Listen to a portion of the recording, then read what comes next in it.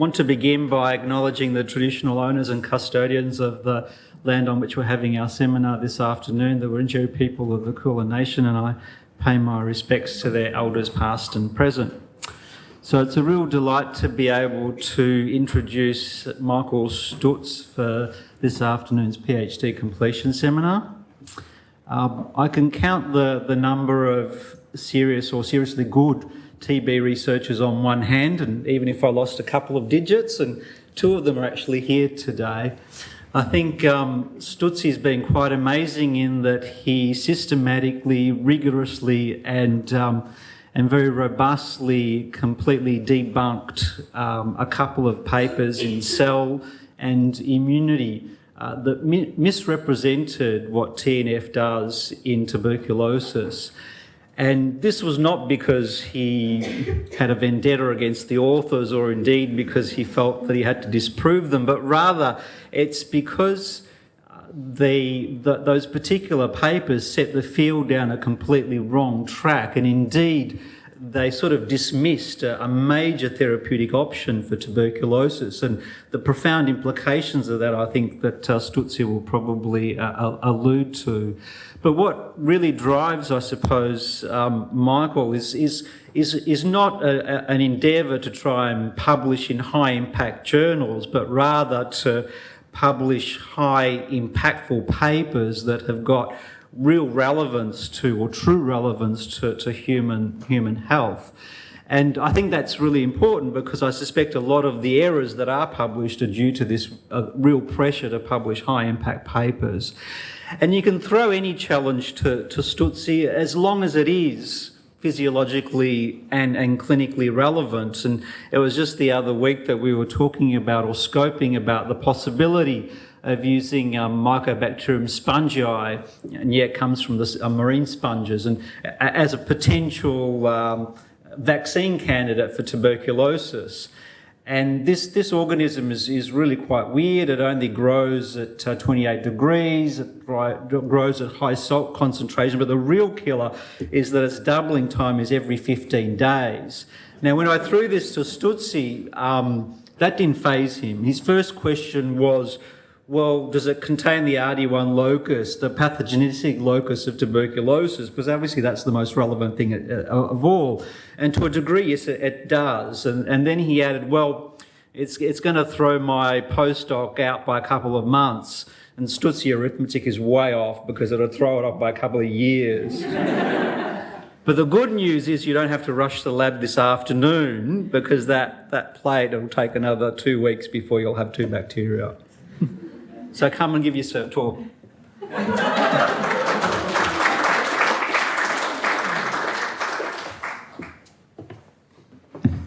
Thank you, Mark. I think that's probably the first time I've heard you give me a compliment, so I'm glad this is being recorded.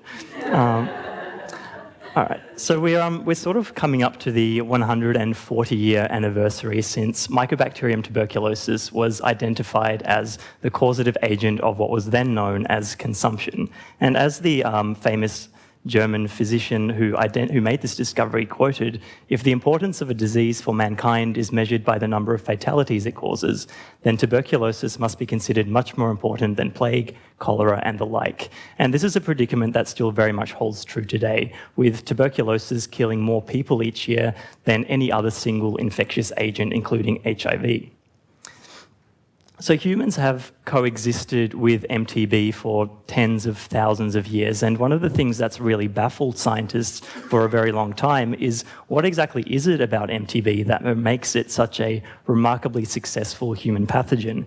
And it's really no surprise to find that TB has refined the entire infection process so precisely that it's actually able to orchestrate virtually every single point in that infection cycle, and beginning with the transmission between hosts. So TB is transmitted between hosts via aerosolized, very tiny aerosolized particles, and that enables the bacteria to completely bypass the heavily colonized upper respiratory tract and enter sterile sites deep within the lung, where there's really no other competition in terms of other microbes, and really the only adversary that the bacteria face are these alveolar macrophages, which rapidly phagocytose the bacteria. Now, in some cases, that's the be-all and end-all of the infection, but more often than not, this innate immune mechanism actually fails. And what you end up with is this chronic wasting or cachexia and these sort of characteristic caseating necrotic granulomas in the lungs and occasionally other organs as well to characterize this disease that we call tuberculosis. And I guess it's not surprising then to find that that MTB really inactivates or thwarts many of the innate bactericidal defenses of the macrophage. So MTB produces this myriad of virulence factors that really interfere with multiple facets of the antimicrobial response. And the most study of these is the inhibition of lysosomal fusion to the bacteria containing phagosomes. And this allows the bacteria to use these phagosomes as a replicative niche to increase their numbers. And eventually they'll burst out of this phagosome and then continue to essentially use and abuse the macrophage for their own sort of pathogenic purposes. Of course, our cells, including macrophages, have evolved apoptosis as a defense against intracellular bacteria should these other defenses fail. And it's sort of been well described that when a cell undergoes apoptosis, the intracellular contents, including any bacteria or viruses that might be present, are sort of systematically degraded by all these proteolytic enzymes and then ultimately killed. And it's also thought that this apoptotic process might facilitate antigen presentation when these apoptotic bodies are phagocytosed by other antigen-presenting cells. But of course, MTB has considered this, and there are a number of publications actually showing that TB inhibits the apoptosis of the macrophages that they infect. So it really seems as though TB has evolved to keep macrophages alive for a period long enough for them to replicate. But then, of course, eventually the bacteria will want to escape from these phagocytic cells so that they can go on to infect other cells and indeed transmit to other hosts via coughing of the host. And so it's very well described that TB actually induces this sort of necrotic or lytic form of cell death, which facilitates its dissemination and transmission.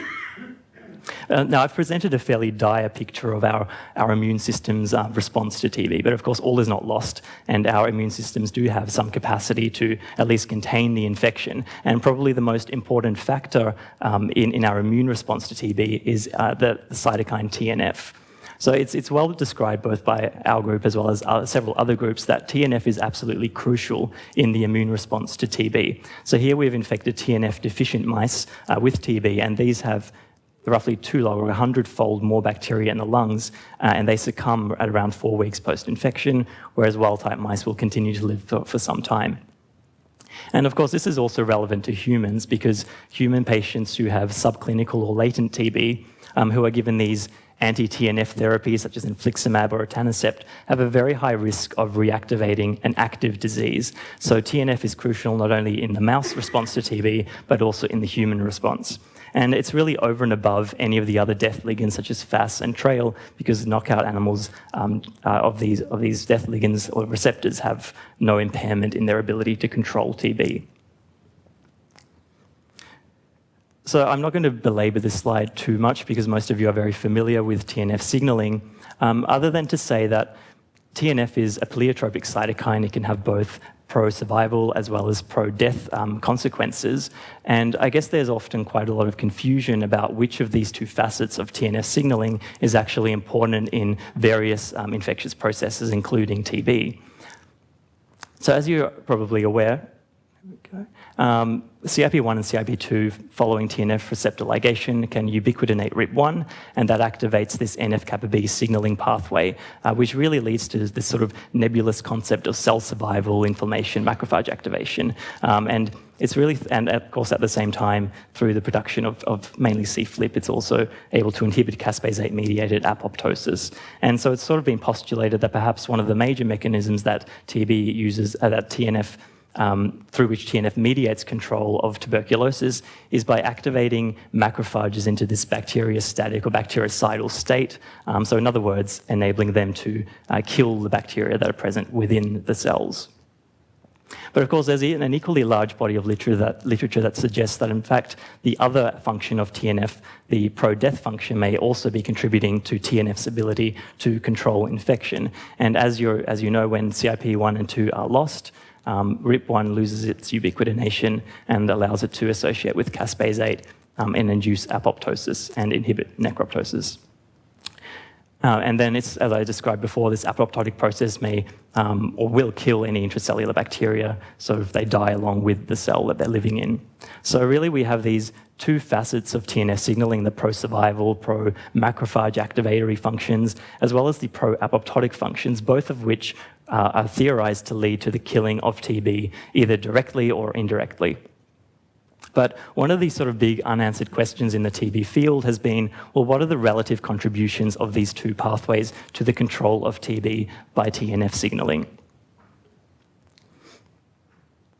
And so we sort of set out to describe which aspects of TNF signaling are responsible for at least imparting a degree of control of TB infection. And then we wanted to then apply this knowledge to see if we could harness this therapeutic potential of TNF to further improve its ability to contain infection. And so given that TNF has this important role in mediating host protection, we were a little bit surprised to come across this Cell paper, which used a Mycobacterium marinum model of zebrafish infection to make this conclusion that host TNF causes infected macrophages to undergo necroptosis. And then it was said that this was a pathogenic process because it facilitated the dissemination of the bacteria into the microenvironment and perpetuated pathogenesis of this infection. And this really set the dogma in the field for quite a while that TB-infected macrophages undergo necroptosis. So that was sort of the state of the literature, and it was well accepted that TB induces necroptosis. But this always seemed a little bit strange to us because TNF is actually protective, and there are countless papers and studies that show that TNF protects the host against TB infection. And yet here we have this paper describing a pathological function of TNF, because of course necroptosis can occur downstream of TNF signaling. And so before we sort of set about trying to find ways of harnessing TNF for therapeutic purposes, we wanted to be pretty sure that we weren't going to be accidentally inducing this pathological process. And so we first had a look in bone marrow-derived macrophages that we infected with various multiplicities of infection and analyzed the expression of programmed cell death, or proteins involved in programmed cell death at a couple of different time points post-infection. We were a little bit surprised to see quite a consistent, albeit not particularly huge, upregulation of MLKL, which is, of course, the essential mediator of necroptosis. This corresponded with an increase in TNF receptor protein expression, and what surprised us most was this almost complete loss of CIP1. We also saw an increase in ZBP1 or DAI, which is involved in another pathway of necroptosis activation, but we didn't see any differences in RIP1, RIP3, or caspase 8. And many of these results were actually completely reproducible in vivo when we isolated macrophages from the lungs of infected mice. So we sort of suggested that this increase in TNF receptor expression would potentially sensitize cells to TNF signaling. And then we saw this loss of CIP1, which sort of indicated, which of course is a requirement for the diversion of that TNF signaling pathway towards the death aspects. And then we also see this increase in MLKL, which we thought would, again, sensitize cells perhaps to necroptosis. So we then went on to have a look at whether or not there were any markers of necroptosis activation in these cells. And we found absolutely no evidence of phosphorylated MLKL, which is the active form of MLKL, both in vitro and in vivo. We also compared wild-type and MLKL-deficient bone marrow-derived macrophages in terms of the amount of death that we see following TB infection at different multiplicities of infection. And as you can see, we see absolutely no difference in the amount of death. In other words, MLKL loss, or the loss of ability to undergo necroptosis, didn't protect the cells from the death induced by TB. And this was even the case when we introduced exogenous TNF into the system to sort of try to push the pathway a little bit more. So it seemed that MTB infection was priming macrophages for necroptosis, but they ultimately failed to undergo this form of cell death. But of course, we wanted to confirm these results in an in vivo system. And so we turned to our Black 6 mouse model of TB. So we have this instrument that generates aerosolized tuberculosis bacilli, and then we were able to expose mice to this aerosol. And so this delivers a physiologically relevant dose of roughly 100 to 200. See, if I can send you the slide, Wai Hong, if you like. Okay. So this delivers a physiologically relevant dose of tuberculosis bacilli deep into the lungs of mice and really mimics the way that TB is acquired by humans. And so the disease that we see in mice is this sort of chronic, insidious disease. You get an increase in bacterial numbers up until about 3 to 4 weeks post-infection, which is when the delayed adaptive immune system kicks in. And then the mice maintain relatively constant numbers of bacteria in the lungs until they die at about a year post-infection. So we used MLKL deficient animals and compared them to wild-type mice at various time points after infection, ranging from day 10 all the way through to 5 months post-infection. And if necroptosis was indeed perpetuating this pathogenic process, then we would expect the loss of necroptosis, in other words, the loss of MLKL, to confer some sort of protection against bacterial burdens. But in actual fact, we saw no differences at any of the time points that we examined. It was postulated that necroptosis would facilitate the dissemination of mycobacteria within the organism, and so we looked at the spleen as a measure of dissemination. And again, there were no differences at any of the time points in terms of the number of organisms that we found in the spleen. And these results very much reflected the lung histopathology, which showed that the number of these sort of inflammatory lesions between the wild-type and MLKL deficient mice were really identical almost. And of course, we characterized fully the immune systems or the immune responses of these two genotypes of mice in terms of the numbers of T cells, neutrophils, macrophages, cytokine expression, etc. And we never found any differences. And if you're particularly keen on seeing negative data, our paper should be available soon. Now, we're always very concerned about what we're doing is we're basically using mouse systems to analyze a human disease. And so we wanted to make sure that the observations that we were making weren't just specific to mice, but were also applicable to humans. And it was really Mark who made this fairly profound statement that mouse macrophages are not human macrophages. And so we sort of went on to examine primary human monocytes. So we isolated primary human monocytes from the blood of human donors, and in this case we used the RIP1 inhibitor NEC1S to block necroptosis. And as you can see, even when we block necroptosis, the monocytes are not protected from death, which again indicates that the death that is occurring in these cells is not driven by necroptosis. Now, we're fortunate to have access to a humanized mouse model. And the way that this model works is we use 1 to 2 day old NSG pups, which we irradiate and then inject with human cord blood stem cells. And over the course of about 4 months, these mice fully recapitulate a human immune system with human macrophages, T cells, B cells, dendritic cells, etc. Again, here we used the RIP1 inhibitor NEC1S to block necroptosis, and we pre-treated the animals before infection and then continued daily treatment until the mice were sacrificed 10 days after infection. And again, not surprisingly, treating these animals with NEC1S did not confer any sort of protection in terms of a reduction in bacterial loads, which really confirmed our conventional mouse data that necroptosis, for all intents and purposes, was not impacting on MTB disease pathogenesis. And so we're kind of left with this question then, well, if macrophages are primed for necroptosis, why is it then that that form of cell death is not prevailing in vivo or in vitro? And we don't have a complete answer for this, but we gained some insights when we examined CFLIP and CYLD expression in the bone marrow-derived macrophages. And you can see here that CFLIP expression is drastically increased upon infection. Now, CFLIP normally functions to heterodimerize with caspase 8 to inhibit its autocatalytic activity and the activation of apoptosis.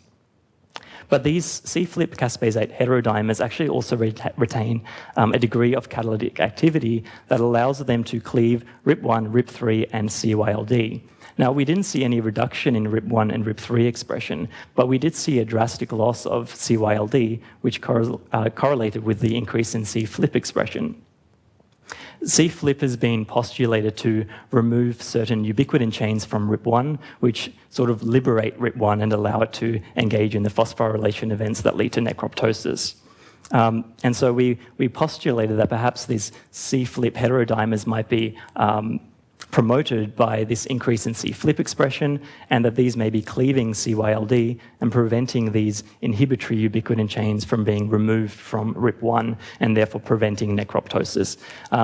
There's no doubt multiple other mechanisms at play. We're certainly not suggesting that this is the absolute reason why these cells fail to undergo necroptosis. The whole field surrounding RIP1 ubiquitination is in flux, and we really don't completely understand what ubiquitination sites are important for the activation or repression of RIP1 activity, but this sort of gave us some insights into a potential mechanism. So now that we'd sort of pulled that necroptosis thorn out of our side, we sort of went back to our original questions, which were which aspects of TNF signaling, either the pro-macrophage activation or the pro-apoptotic functions, are actually important in mediating this protection that we see with TNF. And then, I guess more importantly, our question then was, can we harness this ability of TNF to protect against infection and sort of channel it to make it more efficacious as a therapeutic strategy?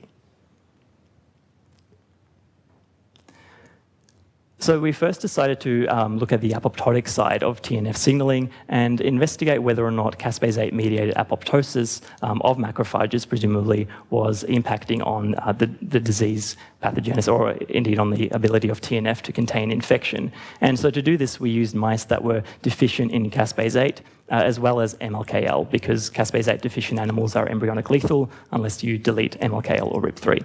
And considering we'd shown that MLKL had no role at all in this disease, we were quite comfortable to use these caspase-8 MLKL deficient animals to specifically examine the role of caspase-8. So again, we infected these animals, wild-type and caspase-8 MLKL deficient mice, and analysed the number of bacteria in the lungs of these animals at 4 weeks, 10 days or 4 weeks after infection. So 10 days after infection, we don't see any difference in the number of organisms in the lungs of the caspase-8 deficient animals. But 4 weeks after infection, we see quite a significant increase of roughly 1 log of the number of organisms in the caspase-8 MLKL deficient animals, which indicates that caspase-8 mediated apoptosis was conferring some protection against MTB. And again, this reflected the lung histopathology. So we see a significant increase in the size and number of these inflammatory regions within the lungs of the caspase-8 deficient mice. So we sort of hypothesized that, in fact, caspase-8 mediated apoptosis might be killing these infected macrophages and therefore killing the bacteria that are present within them. And we were kind of not surprised then when we came across, or when we analysed the lungs of these animals by flow cytometry and saw a roughly doubling in the number of macrophages in the caspase-8 deficient mice, which indicates that they are no longer dying because of the loss of this ability to undergo apoptosis, while we didn't see any differences in either dendritic cells or granulocytes in terms of the number of cells in the lungs. So I guess we're then left again with the question of, well, what exactly is apoptosis doing in the context of TB infection? And there were really 2 hypotheses that we had. Either we were getting direct killing of the TB bacilli within the apoptotic macrophages, or in fact this apoptosis was augmenting antigen presentation, and therefore the adaptive immune response to TB may have actually been mediating this protection. If we have a look at again, the bacterial loads at day 10 and week 4, you'll see that there's no difference in the number of organisms at day 10 and only at week 4. And so the difference between these 2 time points is that at day 10, we don't see any adaptive immunity in these animals because the whole process is delayed, while at week 4, adaptive immunity is in full swing. So while it's not definitive, this sort of argued against this theory that, in fact, the protection of apoptosis was mediated through direct killing of bacteria within the apoptotic macrophages, because then we would expect to have seen some protection, or some worsening rather, in the caspase-8 deficient animals even at day 10. So we sort of examined the second option, that perhaps we're augmenting antigen presentation through apoptosis. And it's a little bit difficult to definitively distinguish between the two, but we gained some insights by using OT2 animals, which are a transgenic animal that can only mount a CD4 immune response to chicken ovalbumin. So they should be unable to mount CD4 responses to tuberculosis. And what we found is that they had similar bacterial numbers in the lungs to the caspase-8 deficient animals. And so considering these mice are unable to mount adaptive or CD4-mediated adaptive immunity, we sort of have a bit of an indication that perhaps this loss of ability to control TB in the caspase-8 deficient animals is mediated by their inability to mount an effective adaptive immune response. And this was supported somewhat by our findings from our restimulation assays. So in these assays, we isolate immune cells from the lungs and spleens of infected animals, and then we re-stimulate the cells ex vivo using a TB peptide, ESAT6 in this case. And then we analyze by flow cytometry the number of CD4 T cells that are producing interferon gamma and TNF. So in other words, on the y-axis, you're looking at the number of TB-specific CD4 T cells. And what we saw in both the lungs and the spleens was quite a drastic reduction in the number of TB-specific CD4 T cells, both as a number and as a percentage of total CD4 cells. And this was consistent both in the lungs and the spleen. And so we sort of thought that, well, extrinsic apoptosis is probably contributing to TNF's protective function, primarily through its ability to stimulate adaptive immune responses. Now, if we look at the caspase-8 deficient animals side by side with the TNF deficient mice, you can see that we're only partially phenocopying the TNF deficient mice with the loss of caspase-8. And so while caspase-8 mediated apoptosis is clearly somewhat responsible for imparting that protective function of TNF, in fact, the majority of this protection seems to be mediated by the non-apoptotic functions of TNF signaling. And so we sort of came back again to this question then of how can we harness TNF for therapeutic purposes. And one possibility would be to increase TNF stimulation, perhaps by, augmenting those non-apoptotic functions, which seem to be contributing the most to protection anyway, or perhaps we could increase the amount of apoptosis of infected macrophages by promoting this process. So we first decided to see if we could increase TNF levels in these mice and whether that would confer any protective benefit. And so just bear with me as I explain exactly why we used CIP1 deficient animals to do this. So mostly TNF signaling results in the activation of canonical NF-kappa B. And when you lose both CIP1 and CIP2, you get the activation of the apoptotic cascade. But if you delete only CIP1, what you in actual fact do is activate the non-canonical TNF pathway. And the reason for this is that CIP1 normally causes the degradation of this protein called NIC. When CIP1 is absent, NIC accumulates and can then go on to activate non-canonical NF-kappa B, which results in the expression or the overexpression of TNF. So we infected CIP1 deficient animals, and I'd just like to point out that a lot of this work was started by Samar when she was here doing her PhD. And what Samar found was that the CIP1 deficient animals infected with TB had significantly higher TNF levels in the lungs, as we would expect. And also consistent with what we'd expect, we didn't see any increase in the amount of cleaved caspase-3 staining, indicating that we weren't actually increasing the amount of apoptosis in these CIP1 deficient mice. And this was consistent with his bone marrow-derived macrophage work, which again showed that the CIP1 deficient bone marrow macrophages weren't dying more than the wild-type animals, and indeed that was the same with the XIAP and CIP2 deficient macrophages. So really the loss of CIP1 is promoting TNF signaling and not increasing the amount of apoptosis that we observe. And so what we actually found was that the CIP1 deficient animals, most likely through their overproduction of TNF, had significantly fewer bacteria in the lungs compared to wild-type animals. So this overproduction of TNF was actually protective for these mice, presumably by activating those macrophage activatory mechanisms.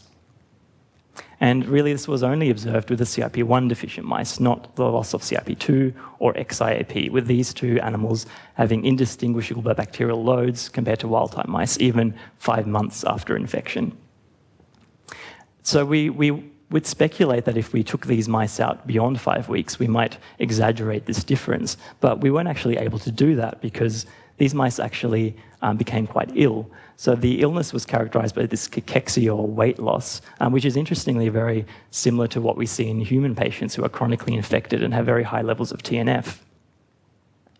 We speculated that since TNF toxicity can often manifest in liver toxicity, that we might see some liver damage, and perhaps that's why these CIP1 deficient mice were getting ill. But we only see a subset of mice having these very small sort of necrotic foci in the liver, and this was associated with a mild transaminitis.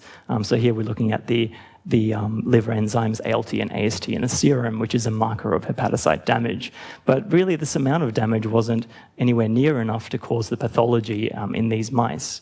And it was really accidentally that we discovered the probable mechanism. So normally we would inflate the lungs of the mice with formalin to aid the fixation process. But some of these animals, when we were doing the cull, weren't inflated properly. And so what we actually saw then was this pulmonary edema in the CIP1 deficient mice. You can see all this sort of pink fluid filling the air spaces that we don't see in the wild-type mice. And this correlated with a drastic increase in the number of granulocytes. So you can see here in this immunohistochemistry image staining for myeloperoxidase, which is a marker of active neutrophils. And this was consistent with our FACS data. You can see in the wild-type animals, there are some neutrophils sort of mostly localized within the inflammatory lesions, and not really within the healthy lung parenchyma. But when in the CIP1 deficient animals, you see not only a massive increase in the number of these neutrophils, but they're actually scattered throughout the healthy, unaffected lung as well. And we speculate that this might be promoting this pulmonary edema and therefore the pathology in these CIP1 deficient animals.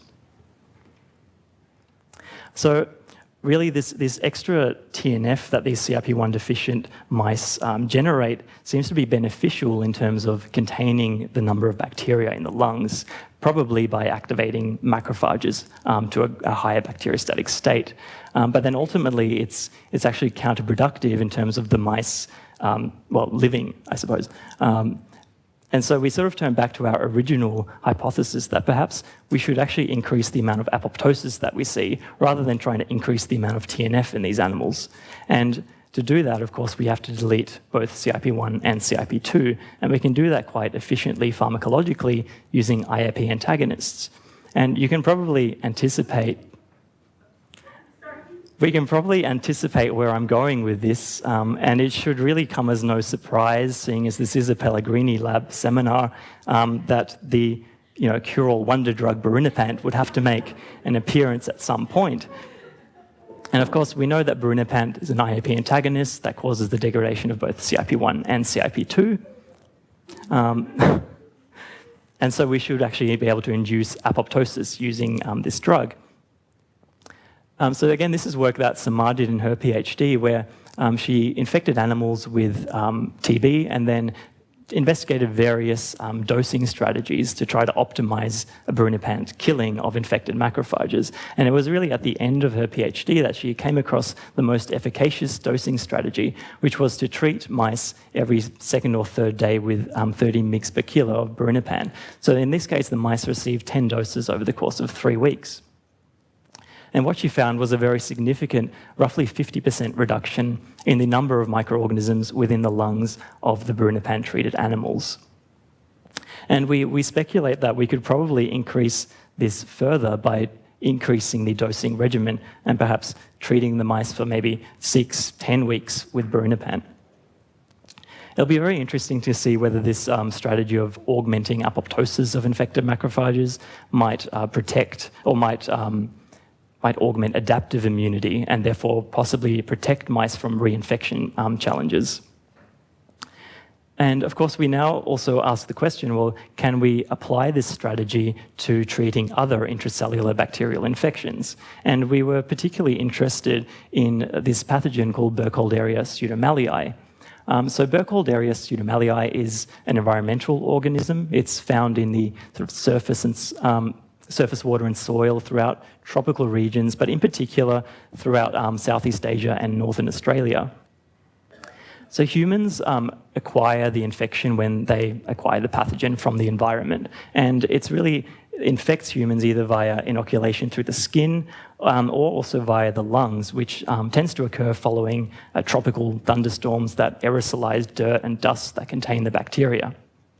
And it causes a disease that's called mediated, and it's not particularly well heard of, but it causes a very severe disease that's characterized by pneumonia and this multi-organ abscess formation. And if it's left untreated, it can actually lead to a very fatal septicemia. We are very concerned about this particular pathogen because it actually has an extraordinarily high case fatality rate. It's also intrinsically resistant to a whole range of antibiotics, and there's no efficacious vaccine that's currently available or even in development. I like to sort of point out the irony of this disease, given that it causes so many deaths that most people have never heard of, and it is listed as a neglected tropical disease. But the irony sort of comes in the fact that it's so neglected that the World Health Organization has actually failed to include it in its list of neglected tropical diseases. So again, we established a mouse model of Burkholderia pseudomallei infection.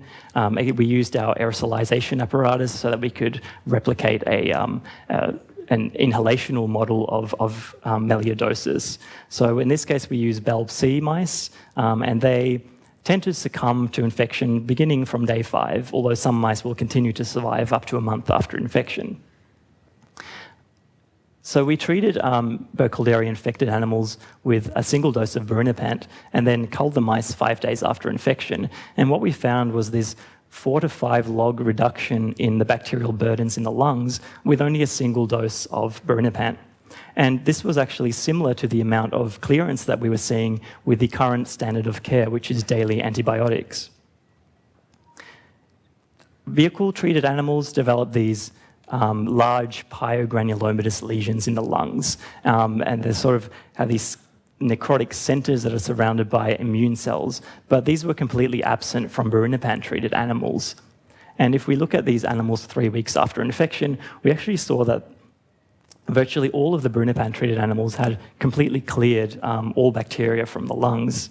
And in this experiment, we actually injected the mice with several doses of dexamethasone or cyclophosphamide with the aim of immunosuppressing the animals. And the reason we did that is because even 5 days after infection, you can see that some animals have no detectable bacteria. But just because they're not detectable doesn't mean that they're not present. And so we wanted to make sure that we weren't missing bacteria because the immune system was constraining their growth. So we ablated their immune system, and even then we still saw that most of the animals had no detectable bacteria in the lungs. And this was, again, after a single dose of Brunnerpan. So that just sort of leads me to summarize my talk, and I hope that you can appreciate that in at least the infections that we've studied, TNF signaling, or both aspects of TNF signaling, both the pro-activatory, pro-survival, as well as the pro-death functions, are really important in promoting immunity to intracellular bacteria. Hopefully you'll appreciate that inducing supraphysiological TNF is beneficial, at least in the case of tuberculosis, in terms of clearing bacteria, but it's ultimately detrimental because of this off-target toxicity that results. And finally, I hope that I've shown that we can direct TNF signaling towards the sort of pro-apoptotic side, and that this is a viable therapeutic option for treating intracellular bacterial infections, particularly given that many of these IAP antagonists, such as Brunnerpan, are already clinical stage. So that just leads me to acknowledge a number of individuals. First and foremost, my supervisor, Mark. There are many things that I could say about Mark, in spite of his sort of visually offensive fashion sense. And even though he sort of walks through the office and steals food off people's benches and then scatters the crumbs on my desk to, frame me for it, Mark has been an incredible mentor, and I could not have asked for a better supervisor. So thank you very much for all your help. everyone else in the Pellegrini lab, thank you very much for your help technically. And I'd like to particularly point out Samar, who for the longest time was really my only companion in the PC3. And if you've ever been in there, you'll know that it's like a dungeon, really, with no windows. A number of collaborators who provided strains, Nick and I4, my PhD committee, a number of individuals at WEHI who either provided reagents, mice, or help with discussions, especially John, Joe, and Philippe. Sarah, our PC3 facility manager, for I guess we induced a lot of heart attacks with all the things that we wanted to do, but she was very good about allowing us to do them eventually. Mel Hobbs, Bioservices, especially Carolina and Merle. As you can appreciate, this was a very mouse-heavy project. Kerry and Alan and Lockie in histoimaging. I've been very fortunate to have a very supportive family and group of friends, and in particular my partner, who has been particularly supportive despite living on the other side of the world. Thank you to the funding bodies, WEHI, and all of you for your attention.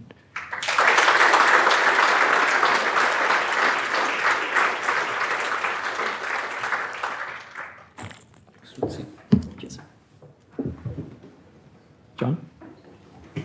I could ask lots of questions too. It was a great talk. Just to start to get the ball rolling, when you infected in vitro macrophages, the CIP levels went down, but in vivo, that seemed to be the one that didn't copy what happened in vitro. Yeah. So that already indicates that's why Brunnerpan might be successful. Potentially. I mean, I guess there are a number of possibilities as to why we didn't see that in vivo. I mean, in vitro, the majority of the macrophages are infected, whereas in vivo, we don't know what proportion of the macrophages are, in fact, infected. And so if we're looking at, if say, for example, that the infected macrophages have lost CIP1, but if we're looking at, one or two, a very small number of macrophages in amongst a pool of uninfected macrophages, we're going to miss what's happening on a single cell level. And you may then argue, well, you saw differences in the other markers that you looked at, and that's very true, but we don't fully understand the reason why or the mechanisms that cause those changes. So we showed, and Joe as well helped with this, that the MLKL expression increase we saw was probably interferon-driven, but the CRP1 loss may well be driven by actual infection of the macrophages.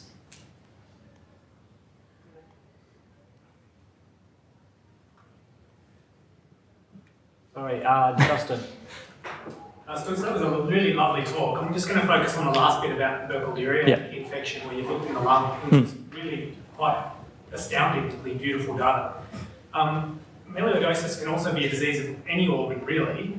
Lungs, liver, spleen, brain.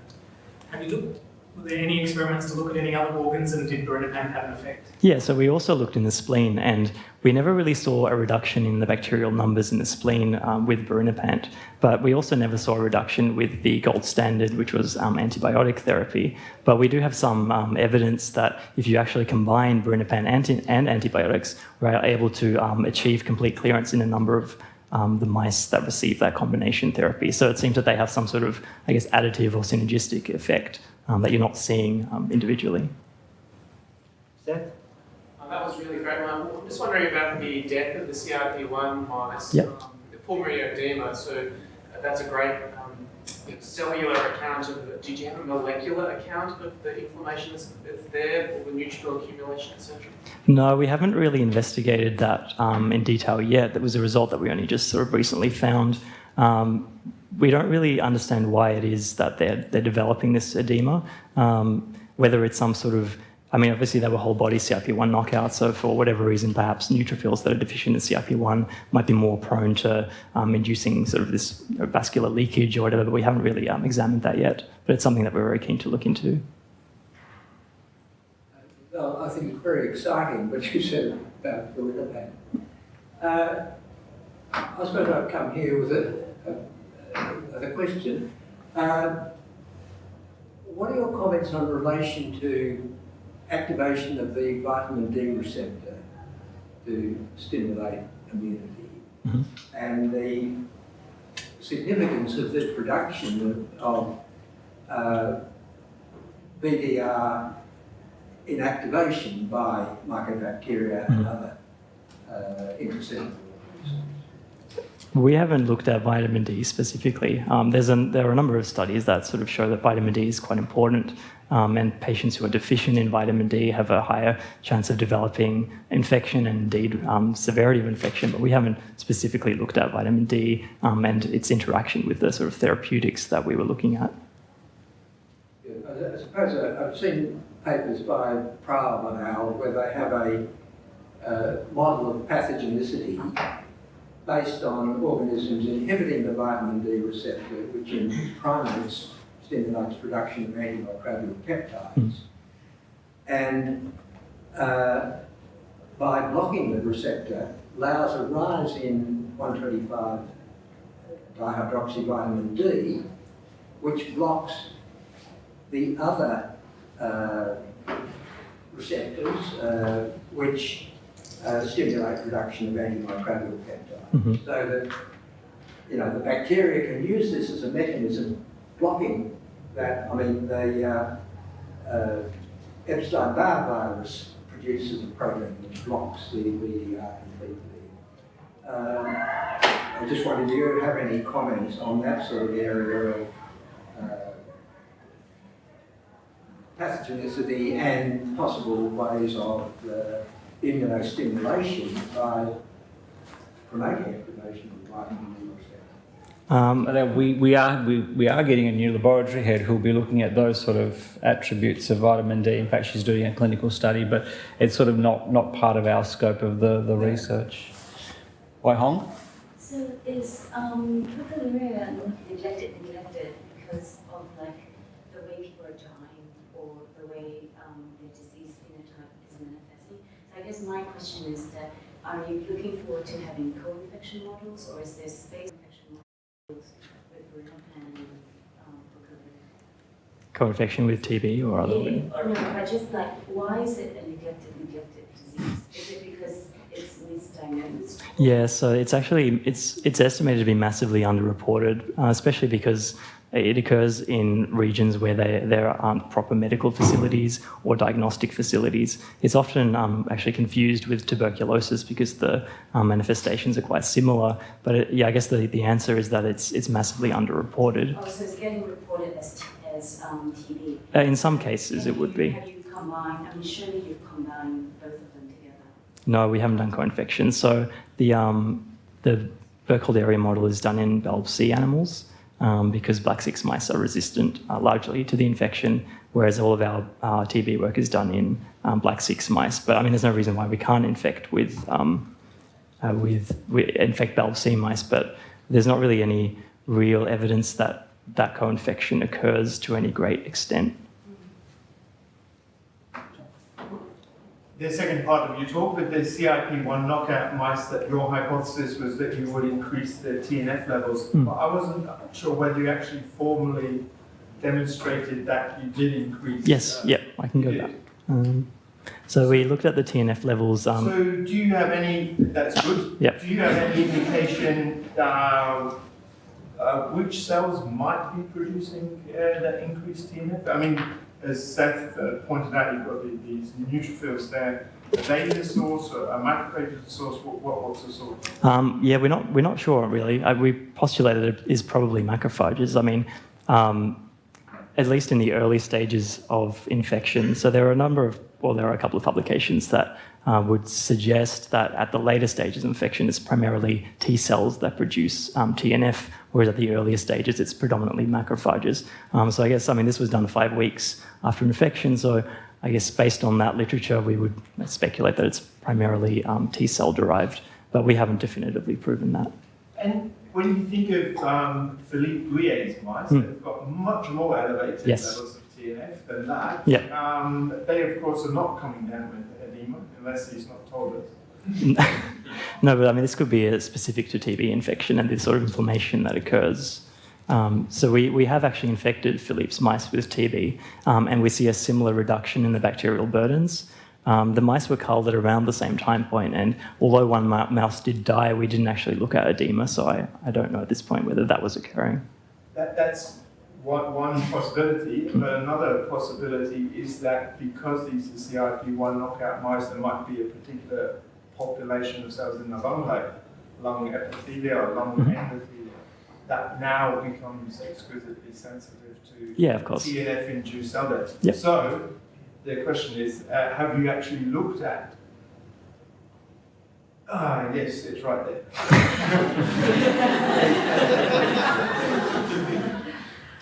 No, I agree.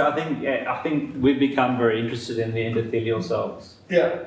Mainly through other work, but I think they could be a major player in the whole pathogenesis. But yeah, we don't know which cells are producing the TNF, and I think it would be important to try and find out. So there's all those. I find that there's a whole bunch of neutrophils in the lung, but there's more TNF, but you're not seeing any difference in caspase 3. No, we haven't seen any difference in cleaved caspase 3 staining. You have transaminitis, so there's some severe liver death happening. But it wasn't severe, was it? Just, Well, No, that was- some yeah. substantial. Yeah, there was some, but this is, I think Mike would argue that this is not clinically relevant. I mean, the histology doesn't look. No. Yeah, that was my question. Like, what's going on between the two? You're clearly not seeing activated caspases, but this is Yeah, I mean, this, we, liver damage happening. yeah, we don't know if this is apoptosis or whether it's some sort of TNF-driven necrosis, which can also lead to transaminitis. All right. We better let you go back to the lab to check on that bacteria. Might have divided.